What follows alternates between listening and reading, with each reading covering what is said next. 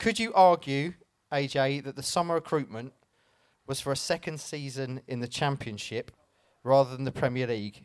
Thinking of the 5 to 10 year plan. Whose question is this? Is anyone going to put their hand to this? What's your name? James. So could you argue I mean, if you look, if they do go down, it's going to be hashtag Championship Super Team, isn't it? Well, yeah, in theory. I think Luton probably thought the same thing as well, but it's not really gone too well for them.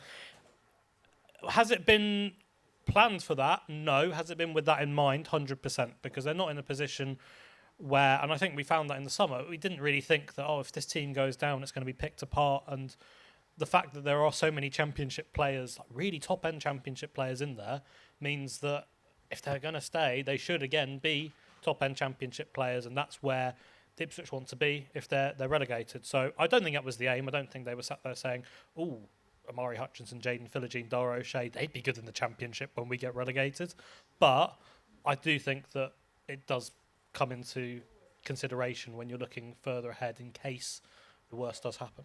You got any thoughts on that, Stu? Obviously, Mark Ashton's always kind of thinking ahead with his data dashboards and stuff. Clearly, I'd imagine he had to approach this with a realistic view of the Premier League and the step up. What do you make to that? Yeah, clearly, the recruitment was with half an eye on realistically coming back down again. The other way of looking at it is, what was the alternative? Ipswich have made no secret of the fact they haven't got the foreign scouting network in place to be able to do what Brighton and Brentford and others have done. They were using Brighton's data model in the Championship, and then they got promoted, and Brighton said, well, you can't use that anymore because you're direct rivals. So the infrastructure just isn't in place here. Ipswich have risen very quickly. They're ahead of schedule. A lot of things weren't in place, so all things considered, they went with what they knew, which was the Championship and the players that they're up against.